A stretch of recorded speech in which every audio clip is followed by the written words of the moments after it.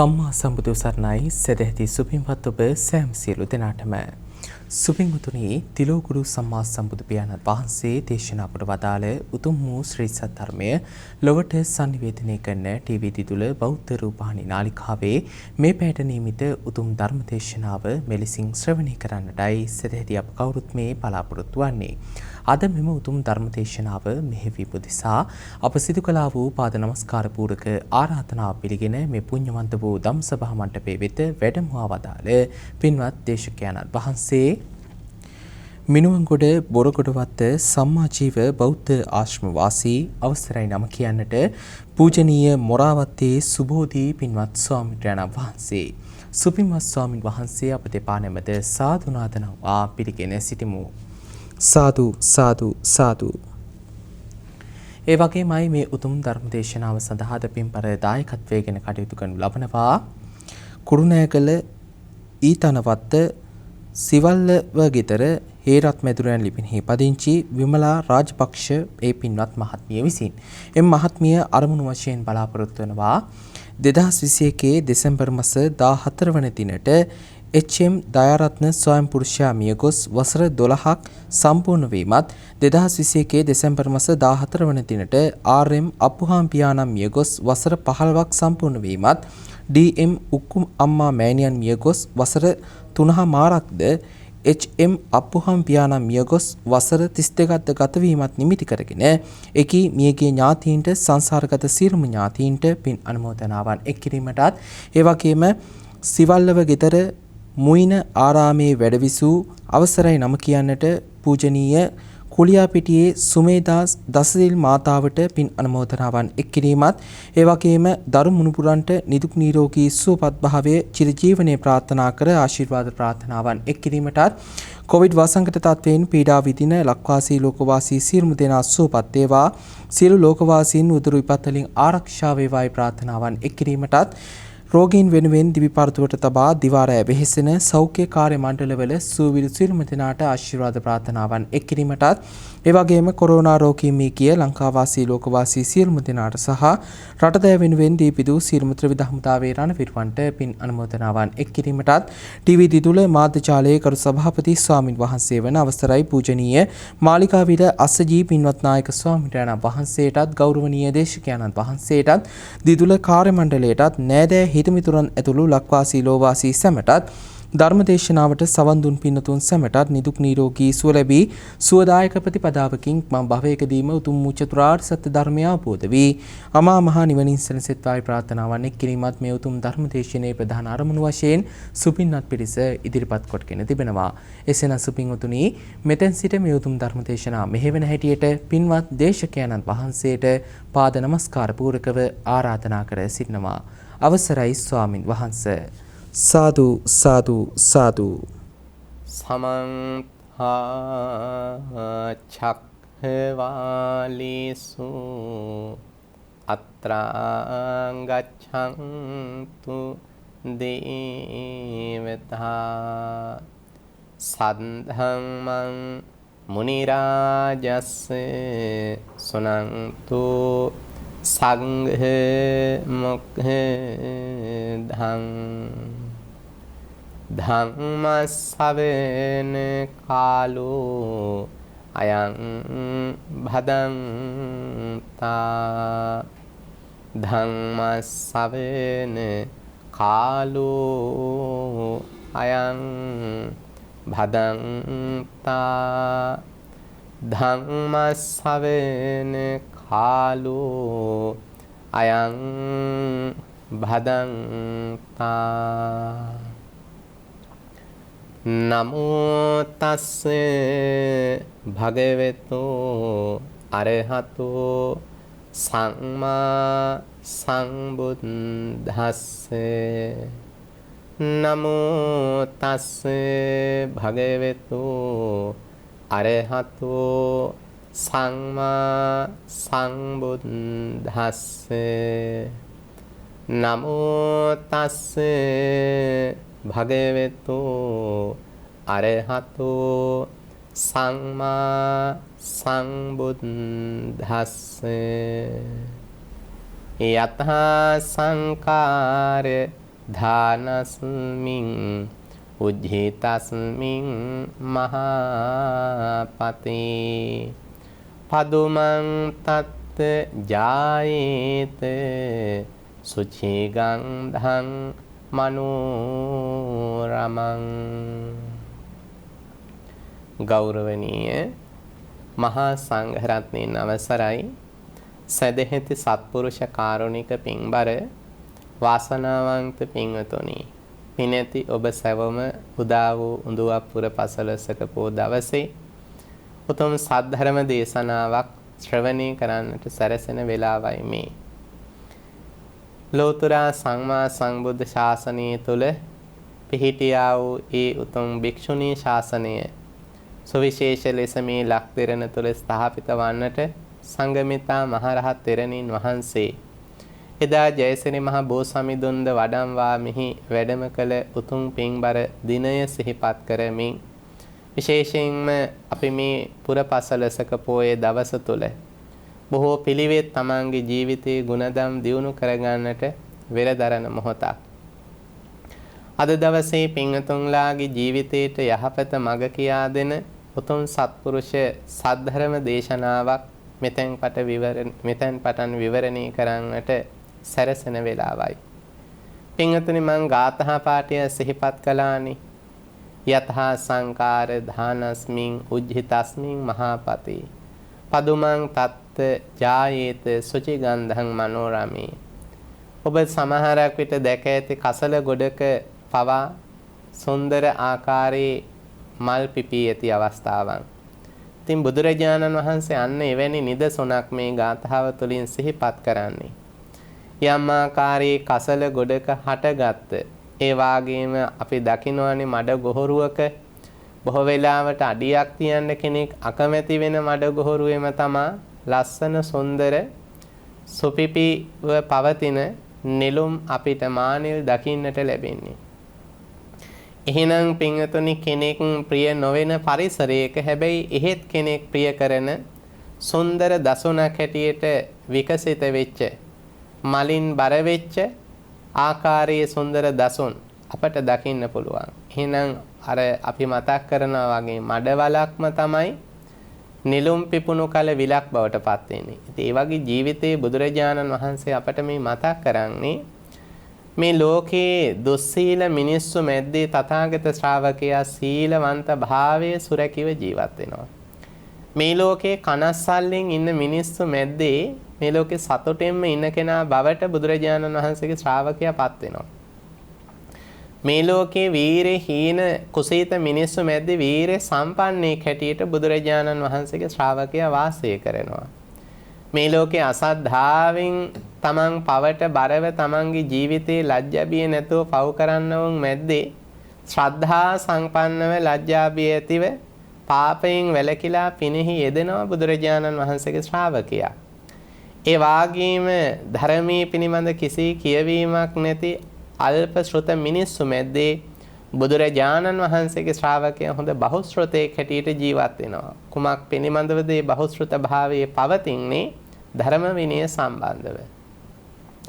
ඒ වාගේමයි බුදුරජාණන් වහන්සේගේ ශ්‍රාවකයා පින්වතුනි ඥානයේ හීනවුන් මැද්දේ තමන්ගේ ඥානය හොඳට මතු කරගෙන ශක්තිමත් කරගෙන ජීවත් වෙන කෙනෙක්.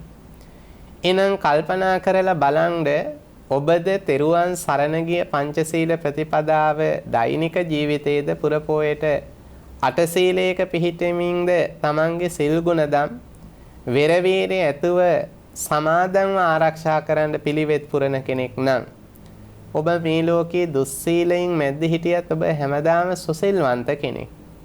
ඒ හරියට අර මඩේ හටගත් නෙළුමක සුන්දරත්වයේසේ කසල ගොඩක පාර අයිනේ හටගත් මලක්සේ ඔබේ සුවිශේෂත්වයේ සුන්දරත්වයේ ඔබටම අත්විඳින්නට පුළුවන්. ඒ සුන්දරත්වයේ අනුනට පූර්වාදර්ශයක් බවට පත්වන්නට පුළුවන්.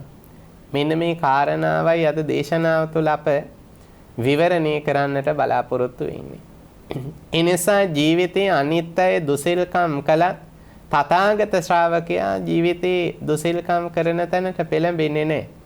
දැන් අපි සමාජ ලෝකේ දකින්නවනේ අනිත් අය කරනවා දකින්න නිසා Tamanටත් යම් දිරියක් ඇති වෙනවා ඒ දේ සිද්ධ කරන්න. දැන් සාමාන්‍යයෙන් මදුරුවෙක් ගහලා මරනවා කියන එක අපි දකින්නවනේ මේ කතා බහ කර ඉන්න වෙලාවෙත් සමහරකට ස්වාමීන් වහන්සේ නමක් ඉස්සරහා හිටියත් ඒව හුරු පුරුදු වුණු අයට ඒක අමුත්තක් නෑ. අර මදුරුවා Tamanගේ ශරීරය වහලා විද ලේ ටිකක් උරා බොන්න පටන් ගත්ත තැනම Taman අතින් පහර දෙනවා. එහෙනම් හිතන්න ජීවිතේ පුංචි දරුවට උනත් පුංචි කාලේ වැඩිහිටියෝ මේ මදුරුව මරනවා කියන එක Tamanගේ හිසේ ඉන්න උකුණු ලේන්ඩි අරගෙන හිටන් නියපොතු මත තියලා මරවන්න පුරුදු කරනවා කියන එක සාමාන්‍ය වෙලා.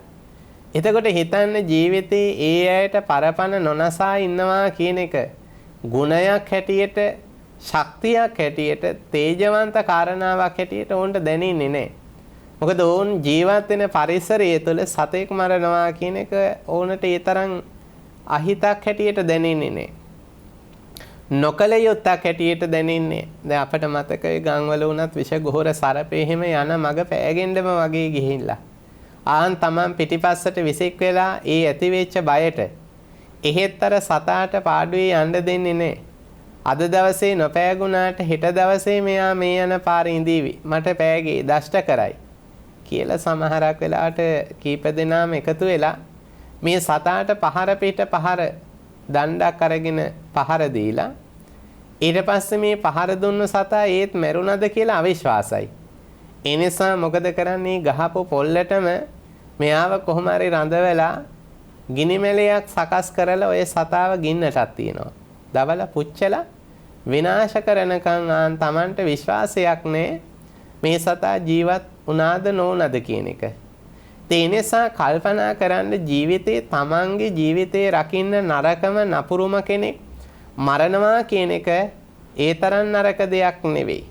මෙන්න මේ හැඟීම ඇති වෙච්ච සමාජයක කෙනෙක් නොමරා ඉන්නවා මගේ මරණය සිද්ධ වුණත් එයා අතින් කියන තැනට යමෙක්ගේ හිත දියුණුවක් ඇති කර ගන්නවා නම් පින්වතුනි ශ්‍රේෂ්ඨ කෙනෙක්. එහෙම කෙනා ජීවිතේ බැබලෙනවා මතු වෙනවා. මේ භාග්‍යතුන් වහන්සේ පෙන්නනවා. දැන් අද කාලේ අපි සමාජයේ දකින්නේ මොන තරම්ද? සෑම ආයතනයක්ම වගේ ගත්තාම සොරකමට බරයි. ජීවිතේ මිනිස්සු සොරකම කියන එකට කිසිම ලැජ්ජා බියක් නැතුව පෙළඹිලා. දැන් ඔය ගම්වල පාරවල් කොන්ක්‍රීට් කිරීම වගේ කටයුතු කරනවනේ. සමහර වෙලාවට ඔය සංවර්ධන නිලධාරීන්ගෙන් එහෙම දැනගන්න හම්බෙනවා.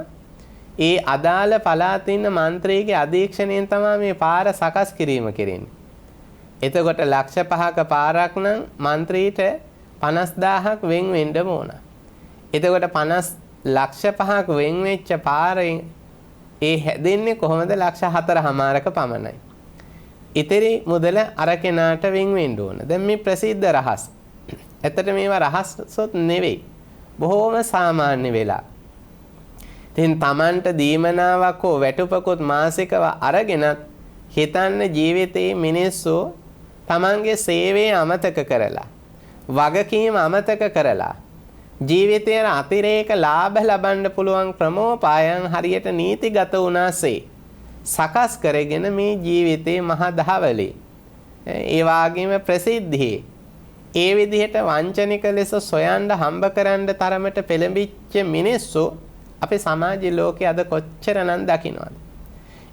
එහෙම වුණු සමාජයක හොරකම කියන එක සාමාන්‍යයි. එහෙම වුණු සමාජයක ප්‍රාණඝාතය කියන එක සාමාන්‍යයි. එහෙනම් මේ භාග්‍යතුන් වහන්සේ මතක් කරන්නේ අපිට ඒකයි.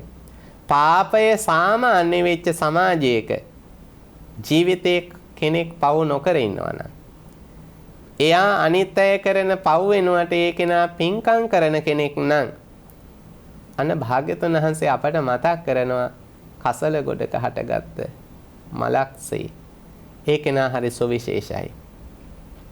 මේ ලෝකේ කාමයේ වරදවා හැසිරෙනවා කියන එක හරි සාමාන්‍යයි අද.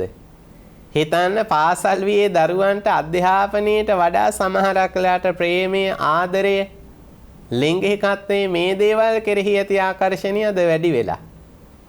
එහෙනම් ජීවිතේ හිතන්න ඕනගේ ජීවිතේ කුතුහලය සමග ආස්වාදයට බර වෙලා සමහරක් වෙලාවට අපට දැනෙනවා මේ කුමන කියවීමක් කුමන වැටහීමක් ඇති කරගෙනද මේ ඇත්තෝ මේ විදිහට මේ ජීවිතේ ආරම්භලා තියෙන මෙවැනි ගමනක් මෙවැනි සම්බන්ධතාවයක්. ඒ තමයි ජීවිතේ ළඟ ආස්වාදයක් ගැන පමණක් හිතලා ගැඹුරු කියවීමක් අත්දැකීමක් ඇතිකමකට නෙවෙයි. ඒ බැඳීම ඇතුලේ අපට දැනෙනවා බොහොම ලද බොළඳ බවකුත්. එහෙනම් හිතන්න ජීවිතේ ඉගෙන ගන්න වයසේ සිටම යම් කෙනෙක් කාමයට විවෘත වුණු කල ඒ කෙනාගේ ජීවිතයේ කාමය කියන එක හරි සාමාන්‍ය වයසක් තරාතිරමක් මේ කිසිම කරුණු කාරණාවක් අදාළ වෙන්නේ නැහැ. හිතට උපන්න හැඟීමට ඉඩක් අවස්ථාවක් කාසමග හෝ අවස්ථාවක් යෙදෙනවද? එහි පිහිටා කටයුතු කිරීම තමන්ගේ පිනවීම තමන්ගේ ආසාදේ බවට උන්පත් කරගන්නවා. හිතන්න එහෙම සමාජයක කෙනෙකුට කාමයේ වරදවා හැසිරෙනවා කියන එක වරදක් නොවන තැනට සාමාන්‍ය වෙච්ච සමාජයක ඒක වරදක් හැටියට කෙනෙකුට නොදැනෙන්න පුළුවන්. එහෙම සමාජයක තමන් කාමයේ වරදවා නොහැසිරෙනවා නම් තමන් කුමරි බඹසර කුමර බඹසර කියන මේ ගුණධර්මයන්හි පිහිටා යම් කෙනෙක් කටයුතු කරනවා නම් ඒ කෙනාට මහානීය අභිමානයක් තමන්ගේ ගුණධර්මයේ පිළිබඳව ඇති කරගන්න පුළුවන්. ඒ වාගේ මේ වරද සාමාන්‍ය කරගෙන යෙදෙන්න උන්ට උනත් හිතේ නොකියුවාට නොපැවසුවාට එහෙම නොයේදී කටයුතු කරන කෙනා කෙරෙහි ඒ ආත්ම ගෞරවයේ රැකී කෙනා කෙරෙහි ගෞරවයක් පවතිනවා. අද සමාජයේ හිතන්නේ ජීවිතේ ළමෙක් පාසලට දාගන්න තැන ඉඳන් මොන තරම්නම් දෙමව්පියොත් බොරු කියනවාද දරුවත් ඉදිරි පිට තියාගෙන ඒ දරුවත් හුරු පුරුදු වෙනවනේ එය පූර්ව ආදර්ශයක් කරගන්න. එනිසා ජීවිතේ අපි දකින්නේ අධ්‍යාපනීය වෙනුවෙන් ආර්ථිකය වෙනුවෙන් විවාහය වෙනුවෙන් පවා මොනතරම් මිනිස්සු බොරු කරගන්නවද? විවාහයට ප්‍රථම ඇසුරක් පැවැත්වුවත් අවුරුද්දක් දෙකක් තුනක් එකිනෙකා අඳුර ගන්නයි කියලා.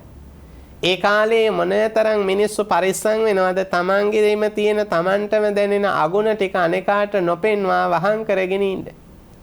සතාවකාලිකව යටපත් කරගන්න සංගවන්න හිතනවා මිසක් මම මේ අගුණ නැති කරගෙනම එයාව ආශ්‍රය කරනවා පිළිගන්නවා. එයාට කරන උතුම් ගෞරවය එය නේද කියන කියවීම වැටහීම අවබෝධය ඒ ඥානනේ නැති මිනිස්සුනේ මේ ලෝකේ අපිට හමු වෙන්නේ වැඩිපුර. එහෙනම් හිතන්න අධ්‍යාපනයේදීත් බොරු කරනවා. ඉගෙන ගන්න කාලේ සමහරක් වෙලාවට තමන් අවංකවම විභාග සමත් වෙන්න නොහිතන මානසිකත්වයක් හදා ගන්නවා. ඒ වාගේම ජීවිතේ විවාහයට වෙන්න පුළුවන් ආර්ථිකයට තමන් කරන රස්සාවට අවංක නැහැ. ස්වාමියාගේ නෙත ගැටෙන අනේ ඉන්න කල කඩිසරයි කැපවීමෙන් වැඩ කරන බව අඟවනවා. හැබැයි නැති නොමැති කල කුසීත ලෙස තියෙන සංපත් අවභාවිතා කරමින් හැසිරෙනවා. එතන තියෙන්නේ බොරුවක් නේ පින්වතුනි. ව්‍යාපාරයක තමන් කරගෙන යනවනම් කෝට විවිධ ක්‍රම භාවිතා කරමින් වැඩි ලාභය අඩු ප්‍රමිතිය යදමින් භාවිතා කරමින් අඩු ප්‍රමිතිය වැඩි ප්‍රමිතියට ඇති දෙයක්සේ මිල කරමින් ජීවිතේ බොරුවෙන් හරි හම්බ කරගන්නව ජීවිතේ දඟලන මිනිස්සු මොනතරම් ඉන්නවද? මතක තියාගන්න ඒවා සාමාන්‍ය වෙච්ච සමාජයක එහෙම බොරුවෙන් තමන් ඈත් වෙලා සත්‍යවාදීවම ඇත්ත කතා කරලා ඇත්ත කියලා ඇත්තෙන්ම මං ජීවත් වෙනවාය කියලා යමෙක් හිතනවා නම් ඒක නා හරි ශ්‍රේෂ්ඨයි. කසල ගොඩේ හටගත් මලක්සේ එයා ප්‍රකටවම අනිත් අයගේ හදවතට දැනෙන කෙනෙක් වෙනවා. මතට සුරාවට ලොල් වෙනවා කියන එක ඇබ්බැහි වෙනවා කියන එක හරි සාමාන්‍යයි ලෝකෙ මිනිස්සුන්ට. ඒක සාමාන්‍ය වෙච්ච කාරණාවක්. ලයිෆ් ස්ටයිල් එකක් බවට ජීවිතේ එක කොටසක් බවට පත් කරගෙන ඉන්න මිනිස්සු. ඒක තමන්ගේ ජීවිතයේ පුරුද්දක් බවට පත් කරගත්ත මිනිස්සු අපිට කොච්චර මුණ ගැහෙනවද? තමන් තුන් වේල කන ගිහියෙක් නම් ඒ තමන් ආහාර ගන්න එක හා සමවම පවත්වාගෙන යා යුත්තක්මසේ හිතනවනම් ජීවිතයේ මිතුරන්ගේ හමුවීම කියන්නේ මත්පැනින් කෙලවර විය යුත්තක් කියන හැඟීම නම් තියෙනවා. තමන්ගේ සතුටු සාධ්‍යයක් කියන එක ආරම්භ කරන්නේත් පවතින්නේත් ඉවර වෙන්නේත් මත්පැනින් කියලා හිතනවා නම් ඉතින් ජීවිතේ ඒක සාමාන්‍ය වෙලා. කොල්ලෙක් නම් බොණ්ඩම ඕන කියලා හිතනවා නම් අන් ජීවිතේ උන්ට වයස තරාතිරමක් අදාළ නැහැ. අද පාසල් වී අවුරුදු 13න් 12න් ආරම්භ කරන මතට සුරාවට ලොල් වීම මත්කුඩු වලින් කෙලවර වෙනවා. එවැනි අත්දැකීම් අපට අසීමිතව දරුවෝ හමු වෙනවා.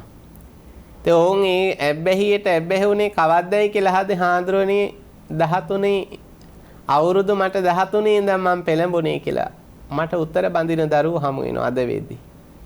එහෙනම් හිතන්න ජීවිතයේ ඉස්සර වැඩිහිටියන්ට පමණක් මේ වරද සීමා වෙලා තිබුණා නම් අද ඒක පුංචි දරුවෝ දක්වා ගිහිල්ලා. එහෙනම් දරුවන්ගේ ලෝකේ උනත් ආන් Tamanට යමක් මතට සුරාවට ලොල් වෙනවා කියන එක. ආන් ඒක හරි සාමාන්‍ය වෙලා. ගුරුවරයා උගන්වද්දී පන්තියේ බොහෝ වෙලාවට වෙරි මතින් ඉන්න දරුවෝ අද සමාජ ලෝකේ ඉන්නවා. එහෙනම් මේ වරද සාමාන්‍ය වුණාට පස්සේ ඒ වරද පිළිබඳව තිබුණු පිළිකුල භයානක බව Tamanට සමාජයෙන් ලැබෙන ප්‍රතික්ෂේප භාවය අඩු වෙනවා කියලා දැනුණාම ඒ ඇත්ත බයස්සකක් නැතිවම තවදුරටත් විවෘතව ප්‍රකටවම මේ වරදේ බැඳෙනවා යෙදෙනවා. හැබැයි එහෙම ඒ වරද සාමාන්‍ය කරගත්ත සමාජයක Tamanට ඒක වරද හැටියටම දැකලා තීරුම් අරගෙන මිදී කටයුතු කරන්න පුළුවන් නම් ඒක සත්පුරුෂයෙක්ගේ ලක්ෂණයක්. ඒ කෙනාට Taman මොන මට්ටමක පහත් දීන සමාජයක හිටියත් දුස්සීලකමටම බර වුණු විවෘත වුණු සමාජයක හිටියත් Taman සුසිල්වන්තයෙක් හැටියට වාසය කළා කියන අභිමානය සතුට ඒ කෙනා තුළ ආරක්ෂා වෙලා පවතිනවා. එහෙනම් හිතන්න මේ ලෝකේ රැස් කරන්නම දඟලන මිනිස්සු මැද්දේ අස් කරන්න හිතාගෙන ජීවත් වෙන කෙනෙක් භාග්‍යතුන් වහන්සේගේ ශ්‍රාවකයා. නොදෙනවා කියන මිනිස්සු මැද්දේ දෙනවා කියන අදහස තමන්ගේ ජීවිතේ සාමාන්‍ය කරගත්ත කෙනෙක්. හැබැයි එහෙම තැනකට හිත පිහිටනවා කියන එක පහසු නෑ. දැන් මිනිස්සු සමහරක් වෙලාවට මේ දේවල් වස්තුව තියන අය ඉන්නවා. ලස්සනට පෙනුමට ආන් තමන්ගේ මට්ටම තරාතිරම කියාපෑමට යම් බඩු මුට්ටු උනත් ගෙවල් දොරවල් වල ගෙනවිත් තියෙනවා. හැබැයි පාවිච්චියට කෙනෙකුට ලං විය නොහැකි තැන් ඒ දේවල් රඳවා පමණක් තබන මිනිස්සු. ඉතින් සමහරක් වෙලාවට නිර්ලෝභී කෙනෙක් ඒ දේ පොදුවේ පොදු පිරිසට භාවිතා කරන්න වැඩිමනක් පිරිසකගේ පහසුව පිණිස ප්‍රයෝජනීය පිණිස යම් තැනක තැබුවොත් එවිට කියන්නේ මොකද්ද? මේක තිබ්බ තැන තියන්න මෙතන තිබ්බොත් විනාශ වෙලා යයි. අපි කොහේ තිබ්බත් ඒ තියෙන භෞතික දේ විනාශ වෙලා යන බව මතක් කරගත්තොත් අපට ජීවිතයේ සතුට වෙන්නේ විනාශ වෙලා යන එක මද පමණකට කල් දමා යම් තැනක සුරැකිව තබනවාද නැත්නම් විනාශ වී යන්නට ප්‍රථම බොහෝ පිරිසකගේ ප්‍රයෝජනීය පහසුව පිණිස මේ දේ තබනවාද කියන එකයි යා වෙන්කර අඳුරගන්නේ. ඉතින් සත්පුරුෂයා භාණ්ඩයක් වුණත් ඒකේ තියෙන දීප්තිය එළිය නොවෙනස් පවත්වාගෙන යන්න නෙවෙයි දඟලන්නේ. එහි තියෙන දීප්තිය එළිය වටිනාකම වැඩි වෙන්නේ එය ප්‍රයෝජනෙට ගන්න ප්‍රමාණයේ ප්‍රතිශතය වැඩි වෙන තරමටයි.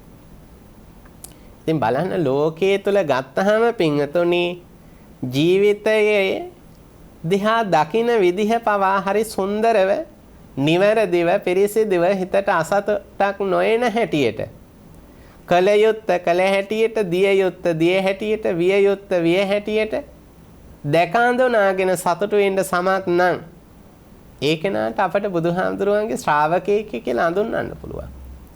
දැන් අද බුදුරජාණන් වහන්සේගේ ශ්‍රාවකයය කියලා කීවට මොකද සෑම මොහොතකම උපදවගත්ත මහා කනස්සලු භාවයකින් ජීවත් වෙන මහා පිරිසක් තමයි සමාජ ලෝකේ අපට නිතර නෙත ගැටෙන්නේ සහ මුණ ගැහෙන්නේ. ඉතින් බුදුරජාණන් වහන්සේගේ ශ්‍රාවකයා කියන ජීවිතයේ සුන්දරත්වය කවදත් අත්විඳිනවා. ළමෙක්ගේ ළමා කාලේ නම් ඒ ළමයා බොහෝම සැහැල්ලුවෙන් කෙලිදොලෙන් අධ්‍යාපන කටයුතු වල යෙදෙන වෙලාවට එයද හොඳට නිසි ලෙස කරගෙන ජීවිතයේ පුංචි සංදියේම තමන්ගේ ජීවිතයේ කළමනාකරණය කරගත්තොත් ඒ දරුවට පුංචි කාලේ සතුටක්. තරුණ වියට ආකල තමන්ගේ හැඩි දැඩි ආංගතේ හයිය භාවිතා කරලා කල නිවැරදි බොහෝ දේවල් ඇති කල එයා තරුණ ජීවිතයේ ප්‍රයෝජනෙට ගත්ත කෙනෙක්. ඉතින් එයාගේ තාරුණ්‍ය ගැන ඒ කෙනාට අසතුටක් නෑ.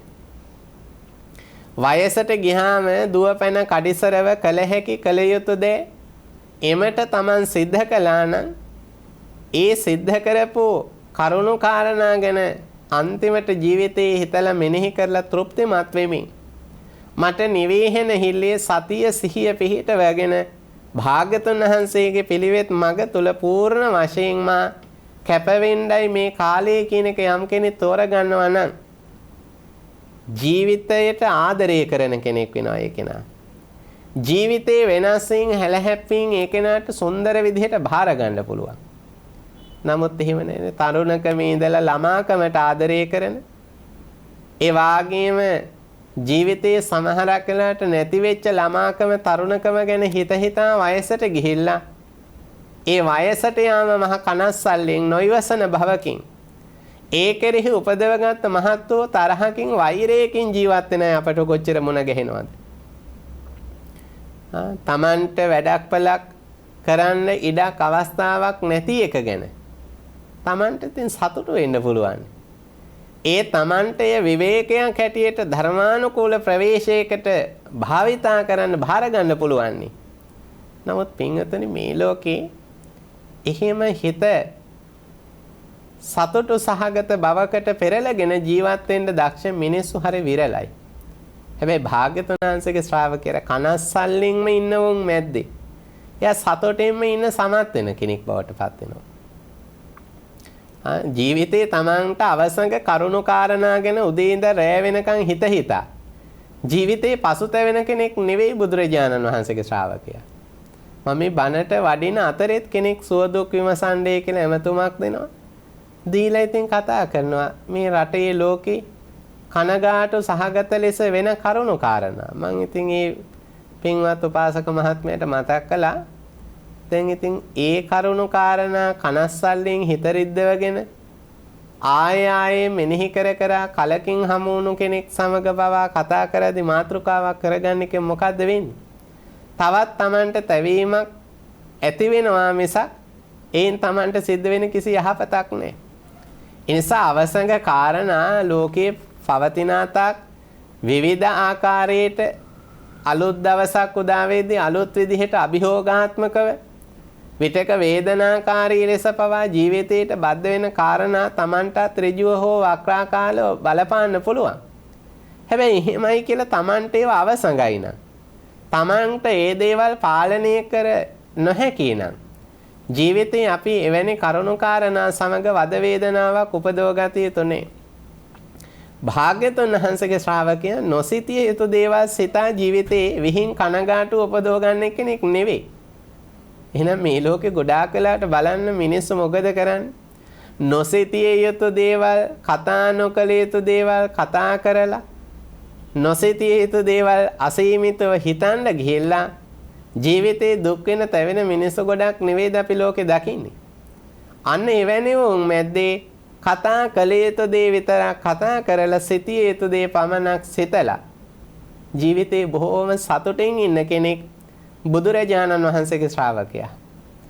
ඉතින් මෙන්න මේ භාවිතාවන් අපේ ජීවිතේ අඳුර ගන්න ඕන. වැදගත් වෙන්නේ ඒකයි. ලෙඩ දුක් වලටත් කනස්සල්ලින් ඉන්න මිනිස්සු අපිට මුණ ගැහෙන්නේ නැද්ද? හැබැයි ධර්මයේ තියෙනවා නම් ලෙඩ දුක් වලටත් කනස්සල්ලක් ඇති කරගන්නේ. දැන් හිතන්නකෝ දොස්තර මහත්තයෙක් ගාවට බෙහෙත් ටිකක් ගන්න මිනිස්සු ගියාම කියන්නේ මොකද? අනේ මහත්තයෝ මේ ලෙඩේ මට කොහොම බෝ වුණාද දන්නේ. දැන් මේ කොවිඩ් හැදුනාම උනත් කියනවනේ. මෙච්චර පරිස්සම් වෙලත් මට මේක ආපු විදිහ හිතා ගන්න බෑනේ. මිනිස්සු ජීවිතේ උත්තර බඳින්නේ කනස්සල්ලෙන්. ලෝකේ කාටත් වෙන්න පුළුවන් දෙයක් නම් ලෝකේ අති බහුතරයකට වෙච්ච දෙයක් නම් ඒක වුණා කියන එක හෝ වෙච්ච විදිහ කොහොමද කියන එක හිත අපි කනස්සල්ලක් ඇති කරගන්න ඕනනේ. ඒ නිසා බුදුරජාණන් වහන්සේගේ ශ්‍රාවකයා කියන කෙනා වෛද්‍යවරයෙක් ළඟට ගියත් කියන්නේ මොකද්ද? Tamanට ලෙඩක් ඇදිලා නම් වෙන්න තියෙන එක වෙන්න ඕනි පිළිවෙලටම ඔන්න සිද්ධ වුණා. එහෙමයි තමයි මතක් කරන්නේ. වෙන්න තිබ්බ එක වුණා. මොකෝ නොවෙන්න තිබ්බ එක නෙවෙයිනේ මේ ලෙඩ වෙනවා කියන එක. ඒක වෙන්න තියෙන දෙයක්. ඉතින් වෙන්න තියෙන දෙයක් උණු කලට නොවෙන්න තිබ්බ දෙයක් වුණා වගේ ජීවිතේ මහා කනස්සල්ල හදන දුක් විඳින මිනිස්සු නැද්ද? එහෙම ඉන්නවා පින්වතුනි. නමුත් ඒ වෙලාවට Tamanට පුළුවන් ද Tamanගේ ඉවසීම දරා ගැනීමේ ශක්තිය. ඒ වෙලාවට Tamanට Taman දිහා කරුණාවෙන් බලන්න පුළුවන් නම් අන්න ඒක තමයි සුන්දර වෙන්නේ. එසා ජීවිතේ Tamanට ලෙඩක් දුකක් ඇති වුණත් ඒක හිතරි දෙන කනස්සලු සහගත කාරණාවක් බවට විහිංපත් කරගන්නේ තමන්මයි. තමන් ලෙඩෙක් කියලා දැනගත්තාම වැඩ පොලේ වෙනදාට ලෙඩ වෙනකන් තමන් පිට පටවපු පවරපු දේවල් උනත් ආන් තමන්ට පවරන්නේ නේ. අහවලා ලෙඩ වෙලා ඉන්නේ රෝහලේ කිව්වට එයාට දැන් කරන්න පුළුවන් යමක් නැහැ. හොඳම දේ තමයි ඒ කෙනාට දෙන්න තියෙන විවේකයේ දීලා අපි අපේ කටයුතු ටික කරගන්න එක. ආයතනය තීරණය කරනවා. එන හිතන්න ලෙඩ නොවී ඉඳිද්දි Tamanට නොලැබෙච්ච විවේකයක් පහසුකමක් මෙන්න ලෙඩවීමත් එක්ක Tamanට ලැබිලා. ඉතින් ධර්මයත් එක්ක ඉන්න කෙනාට ජීවිතේ යමක් නැති වෙද්දි යමක් හිමි වෙනවා කියන එක එයා දකින්න හරි දක්ෂයි. එතකොට එයාට මේ ජීවිතේට ආදරය කරන්න පුළුවන්. මේ ජීවිතයේ සුන්දර හැටියට ප්‍රේතමත් කරගන්න පුළුවන් කාරණාවක් හැටියට මතු කරගන්න පුළුවන්. නමුත් ජීවිතේ අපි දකින්නේ ලෙඩක් දුකක් ඇති වුනහම ජීවිතේම නැති වුණාසේ හිතාගෙන වැළපෙන අඳෝනා කියන කනස්සලු සහගත ලෙස ජීවත් වෙන පිරිසක් නේ. නමුත් භාග්‍යතුන් වහන්සේගේ ශ්‍රාවකයා ලෙඩෙනුත් මිදෙනවා තමන් හිතන විදිහෙන් වගේම ඒ ලෙඩේ හැදීමම Tamanට විවේකයක් කරගෙන ඒ වේදනාවම Tamanගේ ජීවිතයේ සුවයක් බවට පෙරලගෙන වාසය කරන කෙනෙක් භාග්‍යතුන් වහන්සේගේ ශ්‍රාවකයා. ඒ කෙනාට වේදනානුපස්සනාව වඩන්න එය මඟ පෙන්වීමක් කරගන්නවා Tamanගේ ජීවිතය තුළ. වැදගත් වෙන්නේ බුදුරජාණන් වහන්සේගේ ශ්‍රාවකයේ. Tamanට අවුරුද්දක් දෙකක් තුනක් ඔත්පල වෙලා ලෙඩ ඇඳේ ඉඳ සිද්ධ වුණත් ආන් ජීවිතේ ඒ ජීවිතේට වෛර කරන්නේ භාග්‍යතුන් වහන්සේගේ ඇත්ත ගැඹුරින් ධර්මයේ දන්න ශ්‍රාවකයෙක් නම් ඉන්න දින ගාන අනුව Tamanගේ වෛරයේ ප්‍රමාණය වඩව ගන්න මිනිස්සු පිරිසක් නේ පින්වතුනි සමාජය අපි දකින්නේ. ඒ නිසා ජීවිතේ එහෙම ඉන්න කෙනෙකුගේ හිතක් කොහොමද සුවෙන් ඉන්න කල්පනා කරන සතුටු කරන්නේ සතුටෙන් තියන්නේ. නේ ඒ කෙනා විහිම්ම Taman සතුටු වෙන මග අඳුරගත්තොත් ඇරෙන්න වෙන කෙනෙකුට එහෙම හිතක් හදන්න බෑ සතුටු කරන්න බෑ පින්වතුනි. එහෙනම් භාග්‍යතුන් වහන්සේගේ ශ්‍රාවකයා. දැන් අර අපි කතා කරන සමහරක් වෙලාට සතුන් අපවිත්‍ර කරලා තියෙනවා නම් අපි හිතමුකෝ ආදරයට හදන සුනකෙක් වුණත් ආන් එයාගේ ඒ තියෙන බැහැර කරන අපද්‍රව්‍ය දුටුවාම කෙනෙකුට පිළිකුලක්. හැබැයි මේ පිළිකුලක් වෙන අපද්‍රව්‍ය ටිකම එකතු කරලා ගිහිල්ලා ගහක් පාමුලට දැම්මොත් ආන් ඔය ගහ ගෙඩි හට ගන්න ගහක් වෙන්න පුළුවන් මහ විශාල ගහක්. අපට පළතුරු දෙන ගහක්. හැබැයි මේ ගහ පළතුරු දෙන කාලෙට අපිට රස පළතුරු දෙනවා. හැබැයි අපට අමතකයි අර අපි හැමදාම අර සතාගේ කැතගුණ ටික ගිහින් දාපු ඒ ගහේ මුලට නේද ගෙනිහින් දැම්මේ. මතක් වුණොත් ආන් හිතන්න පුළුවන්නේ එහෙනම් මේ ගෙඩි රස වෙන්න අර දාපු අපවිත්‍රත් උදව් වෙලා තියෙනවා. ඉතින් ජීවිතයේ පින්වතුනි අපි ලෙඩ වෙන එක වයසට යන එක මේ දේවලුත් ජීවිතේ රසවත් කරන්න අපිට උපකාර වෙන කාරණා. මොකටද? තමන්ගේ ඉවසීම කරුණා මෛත්‍රිය අනතිමානීකම උපේක්ෂාව ජීවිතයේ තමන් තුළ මෙතෙක් කතා කළාට පිහිටාද තියෙන්නේ කියන එක ලෙඩ වෙච්ච වෙලාවට වයසට ගියපු වෙලාවට තමන්ට හොඳට මැනගන්න පුළුවන්. නමුත් එහෙම දක්ෂ නැහැනේ. අපිට අර කැත හැටියට පෙනෙන අපද්‍රව්‍යයක් හැටියට පෙනිච්ච දේ පවා කල්පනා කළොත් අපිට රස ඵල දෙන්න උදව් වුණා වගේ. ජීවිතේ මේ ලෝකයේ අමිහිරේ කටෝක අත්දැකීම් වේදනාවන් පවා Tamante ජීවිතේ මිහිරක් හැටියට ගන්න පුළුවන්. බුදුරජාණන් වහන්සේගේ ශ්‍රාවකයා හිතන්නේ කල්පනා කරන්නේ එහෙමයි පින්වතුනි. මේ ලෝකේ ගොඩාක් වෙලාවට මිනිස්සු කරන්නේ මොකද? Tamante එන ප්‍රශ්න ගැටලු වලදී ඒ දුකට තවත් දුක්ඛිත කාරණාවක්ම උත්තරයක් බවට පත් කරගන්නවා. අර එක සොහයුරිය දෙන්නේ එක සායනහන්සේ නමක් වෙතට ඇවිදින් තමන්ගේ කනස්සල්ල ප්‍රකට කරනවා කනස්සල්ලට උත්තරයක් බලාපොරොත්තු. මොකද්ද තිබුණේ? එතන එක සොහයුරියක් බාල සොහයුරිය බොහොම සුන්දරයි රුවැත්තියක්. හැබැයි ඒ විවාහයට කෙනෙක් බලාපොරොත්තු වෙන ඇයට කෙනෙක් නොලැබී තිනවා. ඇගේ වැඩිමහල් සහෝදරිය විවාහකයි ඇයට තියෙන කනස්සල්ල විවාහ වුණු කෙනා සමග ගැළපීලා පෑහිලා දිගට ඉන්න ඇති නොහැකියාව. ඉතින් සායනහන්සේ ළඟ මේ කාරණාව කියනවා. කිව්ව ගමයි ඉතින් උන්වහන්සේ කියන එහෙනම් ඉතින් ප්‍රශ්න දෙක දෙන්න මාරු කරගන්න. එතකොට ඉතින් උත්තරයක් හම්බ වෙන්නේ. ඉන්නවා කියන එක්කෙනාට ඉන්න බෑ කියන එකත් නැහැයි කියන එකට නෑ කියන කෙනාට මට කෙනෙක් නෑනේ කියන එකත් මේ ප්‍රශ්න දෙක මාරු කරගත්තා නම් ආන් Tamanට උත්තරයක් හම්බෙලානේ. ඉතින් උන්වහන්සේ දෙන උත්තරේ. ඉතින් ඒ නිසා ජීවිතේ බැලුවාම මේ ලෝකේ කනස්සල්ලින් නැති කෙනෙක් නෑ. විවාහ බන්ධනයට ලකුණු කෙනා විවාහ බන්ධනේ නැමැති දුකත් එක්ක ඉන්නවා. තනියෙන් ඉන්න කෙනා තනිකම නැමැති දුකත් එක්ක ඉන්නවා. ඒ දෙන්නම විමසන්නේ අපට පැවිදි වෙන්න බැරිද? එතකොට පැවිද්දට ආදා හිතන්නේ මොකද්ද? පැවිද්ද තුළ තියෙන කාර්යභාරයේ කළ යුතු පිළිවෙත් ආරක්ෂා කළ යුතු ශික්ෂාවන් මතක තබා ගත යුතු දහම් කාරණා මතක තබා ගැනීම මේ සියලු කාරණාද ඒ කෙනාට අති දුෂ්කර කාරණාවක් ලෙස ඔන්න පේන්න ගන්නවා. එහෙනම් මේ ලෝකේ මිනිස්සු ජීවිතයේ තමන්ගේ දුක මාරු කරන්න උත්සාහ කරන එක තමයි අපි දකින්නේ. දුකකින් දුකකට මාරු වෙන්න හදන එකක් තමයි උත්තරයක් හැටියට ජීවිතේ හිතන්නේ. නමුත් ජීවිතේ ඒ දුකම සුන්දර කාරණාවක් හැටියට අපි උත්සාහ කළොත් අපිට සමහරක් දෙයක් ඒක අපි අත්විඳිනවාට ඉවසනවාට ඇරෙන්න එතෙන්ට උත්තරයක් නැති බව දැනෙන්නේ ධර්මියත් එක්ක හිටියොත් විතරයි.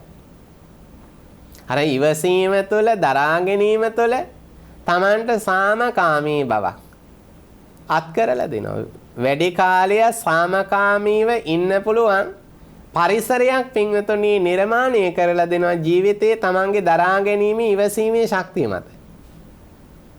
අර එක සිදුවීමක් අහනවා පතලක රාජකාරියට ආපු කැනේඩියන් ජාතික පුද්ගලයෙක් Tamanගේ ස්වරූපී තරුණ බිරිඳත් එක්ක ඔන්න ඕස්ට්‍රේලියාවේ පදිංචිලා ඉඳලා Tamanගේ රැකියා කටයුතු නිම කරලා ආයෙත් කැනඩාව බලා යන්න සූදානම් වෙනවා. ඔවුන්ට කල්පනා වෙනවා මේ ගමන Taman පිටත් වෙන්න විශාල වියදමකුත් යනවා. ඒ නිසා ඔවුන් මොකද කරන්නේ අත වැඩි යමක් ඉතිරි කරගන්න හිතාගෙන Tamanට හිතෙබුණු නිවසත් මිල කරලා බෝට්ටුවක් අරගෙන. දැන් මේ දෙදෙනා බෝට්ටුවක නැගලා කැනඩාවේ වැන්කුවර් නගරේ බලා යාත්‍රා කරනවා. ඒ නිසා එහෙම ගියපු ඔවුන්ට මේ තෝරාගත්ත විසඳුම හින්දා බොහොම සුන්දර චාරිකාවකින් කෙලවර Tamanගේ ගමනාන්තයට යන්න පුළුවන්කම ලැබෙනවා. එතකොට හැබැයි මේ ගමනාන්තය කරා යන අතරේ ඔවුන්ට විවිධ අභියෝග වලට මුහුණ දෙන්නත් වෙනවා මහා සාගරයේ මැද්දේ. එක අවස්ථාවක බෝට්ටුව නවතිනවා සාගරයේ මැද්දේ. ක්‍රියා විරහිතව. ඊට පස්සේ මහා ප්‍රයත්නයක් උත්සාහයක් දරනවා මේ බෝට්ටුව පණ ගන්න. මේ දෙපළම එකතුව. අවසානයේ මේ කරුණු කාරණා එක්ක දෙදෙනා අතර වාද විවාද ඇති වෙනවා. ඔයා තමයි මේ යෝජනාව කළේ බිරිඳ ස්වාමියාට කියනවා. ඉතින් මං යෝජනාව කරද්දී ඔබ ස්ථීර කරපු හින්දානේ දෙන්නම එකට එන්න තීරණය කරේ මේ ගමන. දැන් ජීවිතේ මිනිස්සු හරි ගියාම හරි ගියේ එකට මග පෙන්වන්න අයිතිකාරයෝ ඕන තරම් ඉන්නවා. මග කිව්වයි කියන්නේ. යමක් වැරදුනාම ජීවිතේ ඒකට වග කියන්න ලෝකේ කොහෙත් නැහෙනේ. ඔයා තමා කිව්වේ, මෙයා තමා කිව්වේ. එකිනෙකාට චෝදනා කරගන්න. ඉතින් දැන් දෙදෙනා චෝදනා කරගන්න. අවසානයේ ගැටුම මහා තරහක් බවට පත් වෙලා සාමියා එතනින් නැගී ඉඳලා මොන කරදරයක්ද? මට නම් බෑ තවත් ඉන්න මේ බෝට්ටුවට වෙලා නුඹත් එක්ක කියලා මයි යන්න යනවා කියලා. ඔහු ඇවිදින් තමන්ගේ අතපය සෝදගෙන බොහොම ලස්සනට ලෑස්ති වෙලා තමන්ගේ ඇඳුම් බෑගයත් අරගෙන ලෑස්ති වෙනවා. ඊට පස්සේ ලෑස්ති වුණාට පස්සේ ස්වාමී දිනිය අහනවා ඔබ කොහේ යන්නද? මයි යන්න යනවා. ඊට පස්සේ වටේට තියෙන මහා සාගරයේ පෙන්නලා අහනවා දැන් ඉතින් මේ වට වෙලා තියෙන සාගරයෙන් යන්නනේ අපි මේ උත්සාහ දරන්නේ. දැන් නුඹ ඇඳ පැළඳගෙන මේ කොහෙද යන්නේ? ආන් ඔහුට මතක් වෙනවා ආවේගයේ උපදව ගත්තට මොකද? Tamanට යා හැකි තැන නොමැති බව. ආයෙත් ඇඳුම් උනා තබා අර වැඩ කරන වස්ත්‍ර වලින් හැඳ පැළඳගෙන ඇවිදින් අර එන්ජින් කාමරයට ඇවිල්ලා නැවතත් ඒක පණ ගන්න උත්සාහ කරනවා. සාර්ථක වෙනවා. ඉතින් හිතන්න ජීවිතයේ සමහරක් වෙලාවට අපි යම් ප්‍රශ්න වලට යම් වේදනාවන් වලට ඊටත් වඩා වේදනාවන් හදාගෙන කිපිලා කෝප වෙලා ජීවිතේ අපි දඟලනවා. හැබැයි මේ දඟලීමෙන් වෙන්නේ අර ප්‍රශ්නය තවත් උග්‍ර වෙන එක මිසක් ඒක සමනය වෙන එකවත් ඒ ප්‍රශ්නයට ලං වෙලා හිටිය උත්තරින් අපි ආයෙත් එකපාරට අපි විහිම ඈත් වෙන එක විතරයි. නමුත් ධර්මයත් එක්ක ජීවත් වෙන කෙනා දන්නවා මම මේ ජීවිතේ වයසට ගියපු එකට ලෙඩ වෙච්ච එකට වෛර බැඳලා වැඩක් නැහැ. මේකට මං දරා ගන්න උත්සාහ කරන්න ඕන. මගේ ඉවසීම, මගේ කරුණාව ආරක්ෂා කරගන්න මට මාව පරීක්ෂා කරගන්න මං කරා ආව මිත්‍රයෙක්සේ වෙස්වලාගත් මිත්‍රයෙක්. වෙස්වලාගත් ආශිර්වාදයක් වගේ Tamante මේ මොහොතේ හිතන්න පුළුවන්. මොකද වෙන දේවල් හිතුවයි කියලා වෙමින් පවතින දේම නම් වෙන්නේ තව තවත් උග්‍රතට යන්නේ. ඊට අදාළව අපි අපේ හිත හදාගන්නයි දක්ෂ වෙන්න ඕන. ඉතින් මේවා දැනෙන මිනිස්සු ලෙඩෙක් බලන්න රෝහලට ගියා. දැන් කොහොමද ඔබේ ලෙඩේ තත්ත්වය කියලා අහන්නේ. මොකද එහෙම ඇහුවොත් අරගෙන උත්තර දෙන්නේ අමාරුව තිබ්බත් අනේ දැන් නම් එච්චර අමාරු නෑ. ඉතින් හිත හදාගන්න බොරුවක් කියනවා, හිත හදාගන්න බොරුවක් කියනවා. හිත හදාගන්න බොරුවක් කරන එකයි හිත හදාගන්න බොරුවක් කියන එකයි නෙවෙයිද අපි එහෙම තැනකදී අත්විඳින්න වෙන්නේ. ඉතින් ඒ නිසා ධර්මයේ දන්නවනම් ආන් ඒකේනා යථාර්ථයේ තෝරලා දෙනවා. දැන් ඔයාට අමාරු නොවුනත් ඉස්සරහට ඊළඟ මොහොතේ අමාරු වෙන්න පුළුවන්. ඇත්ත කතා කරනවා. ඒකට ජීවිතේ හිත හදාගන්න අපි හුරු කරනවා. වැදගත් වෙන්නේ ඒකයි. මැරෙනවා කියන මරණ බයෙන් සලිත වෙන කෙනාට ඔබ මැරෙන්නේ ඔහොම හිතන්න එපා, ඔහොම කියන්න එපා, කටවහන එක නෙවෙයි අපි කරන්න ඕන. ඒක ඉතින් මහා මුත්තක් නෙවෙයි. මොකද මැරුණයි කියලා එතනින්ම ඔක්කොම ඉවර වෙන්නේ නැහැනේ. ආයෙත් ඉතින් ඇඳන් හිටිය ඇඳුමක් ගලවලා අලුත් ඇඳුමක් ඇඳගත්තා වගේ තවත් භවයකට යනවා. ඉතින් ඔබ ටිකක් හිත සමනය කරගෙන හිටියොත් ඒ තන වඩා පැහැදිලි සුන්දර නිර්වෝල් තනක් වෙන්න පුළුවන්. හැබැයි ඔබ මේ මොහොතේ නිර්වෝල් නැතිව මරණයත් එක්ක පොරබදමින් වෛර කරමින් ඔබ මිය දෙන්න ගියොත් ඊගාවට ඔබ යන තැනත් වියවුල් වලින් පිරිච්ච තැනක්ම වෙයි. අසහනෙන්ම පටන් ගන්න තැනක් වෙයි. ඉතින් බලන්න ජීවිතයේ නිසි විදිහට නිවැරදි ලෙස පිරිසිදු විදිහට හිතන්න දක්ෂයි නම් ඒ දක්ෂතාවයේ ජීවිතේ තමන්ව යහපත් බවක පිහිටවනෝනේ. එහෙම කෙනාට ඕනම මොහොතක මරණේ වෙන විදිහ වැදගත් නේ. කොයි විදිහට මරණේ වුණත් කොයි තැනක මරණේ සිද්ධ වුණත් ඒක බාර ගන්න පුළුවන්. මට මතක් වෙන අවුරුදු 7-8කට හිත අපේ අත්දැකීමක්ම. ධර්මදේශනා කිහිපයකට ඔය ලෙබනනේ කියන රටට වැඩම කරලා ඉඳිද්දී එහි යම් කාගෙත් විශ්වාසයේ තියෙන සුද්ධ භූමියක් බලන්ඩ මේ තානාපති කාර්යාලේ පිරිස අපවද වඩම්වාගෙන යනවා. ඒ ගිය වෙලාවේ හිටිය ආරක්ෂකයෝ දැන් එන කවුරුත් පරීක්ෂා කරනවා. ස්වාමීන් වහන්සේ නමක් එච්ච මාවත් පරීක්ෂා කරනවා. ඉතින් සාමාන්‍යයෙන් අපි මේ සිවුර පොරවගන්දී අපි මේ බඳ පටියක් අපි භාවිතා කරනවනේ ඉනට ස්වාමීන් වහන්සේලා අඳනේ ඇඳගෙන බඳ පටියක් භාවිතා කරනවා. සිවුරු පටිය කියනවා අපි ඒකට. ඉතින් එතකොට ඕනට පරීක්ෂා කරද්දී ඝනව දැනෙනවා මේ බඳපටිය. ඉතින් අපිට අමුත්තක් නේ අපි දන්නවනේ මේ බඳපටියක් කියලා බඩවටා බෝම්බයක් බැඳන්නේ නැති බව. ඒ නිසා ඕන්ට දැනුණු අමුත්ත අපි අමුත්තක් කරගන්නේ නැතුව ඉස්සරහට යනවා. ඉතින් ඒ තරම් භාෂාව ගැන අවබෝධයක් දැනීමක් ඒ ඇත්තන්ට නෑ. ඉතින් ඒ නිසා පැහැදිලි බවක් නේ ඕනට ඉංග්‍රීසි භාෂාව පිළිබඳවවත් යමක් තෝරා දුන්න තේරුම් ගන්න තරම්වත්.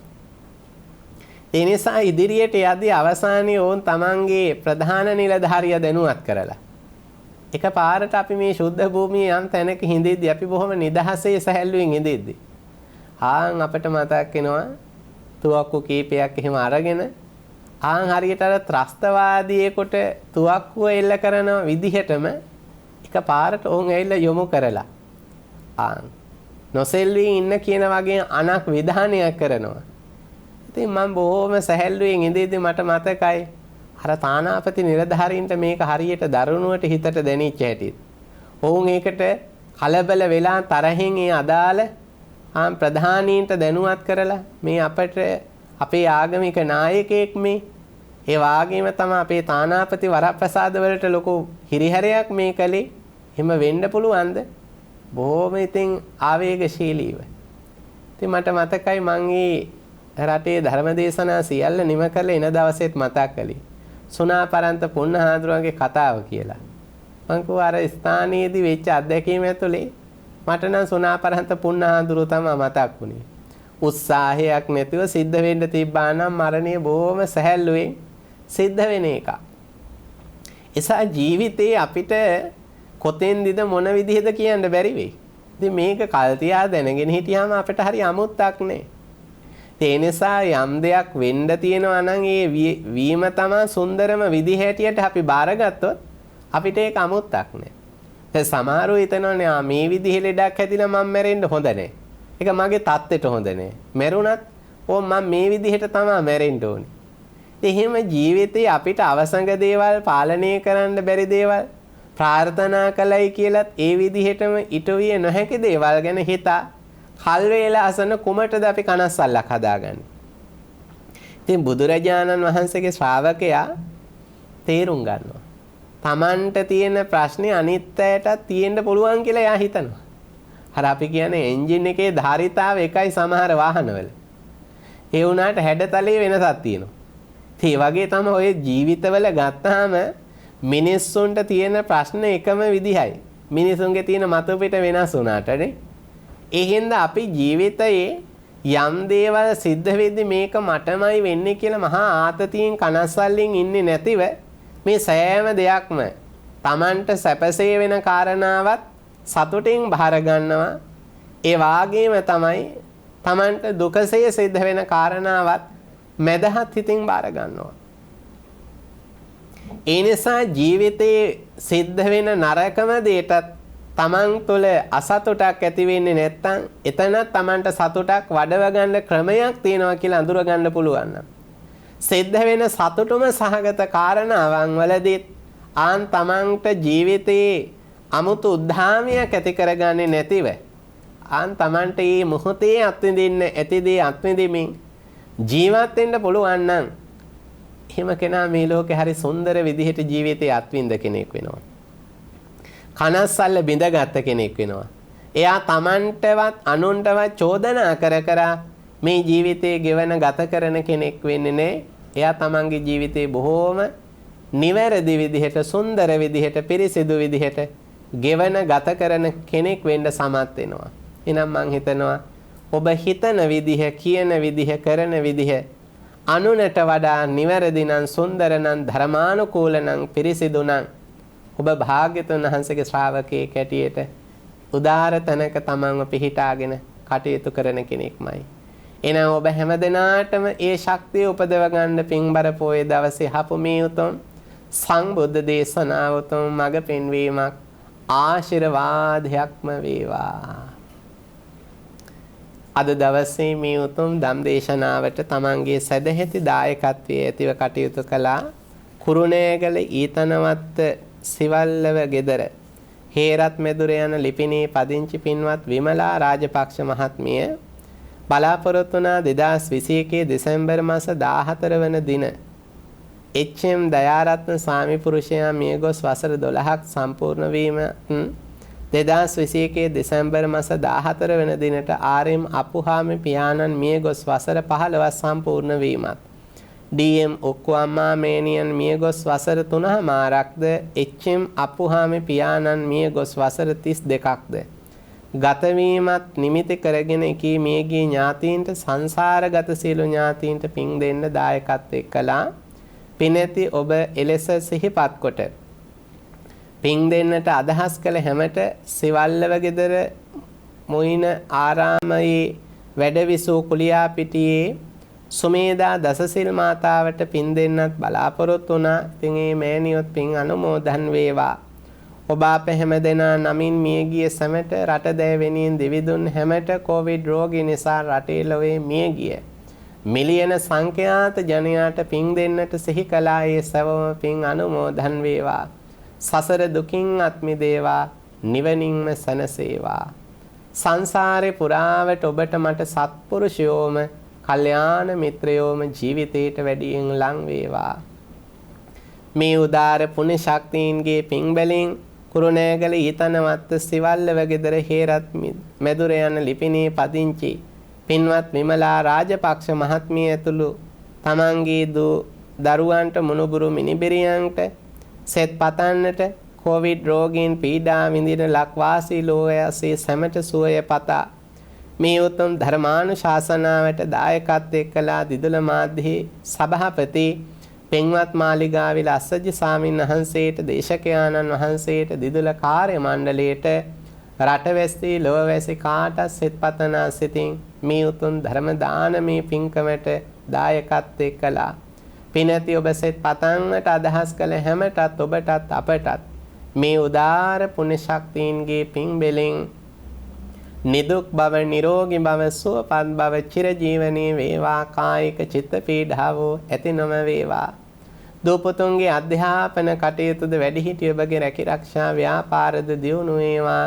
කාගෙත් මෙලව පරලව ජීවිතේ වාසනාවන්ත වේවා. උතුම් නිවන් සුවයම සැලසේවා.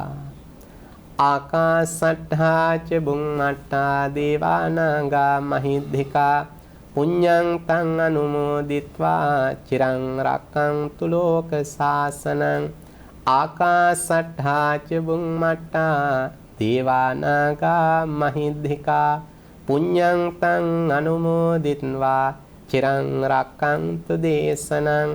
ආකාසට්ඨා ච බුම්මට්ඨා දේවානාගා මහිද්దికා පුඤ්ඤං තං අනුමෝදිත්වා චිරං රක්ඛන්තු මං පරන්ති.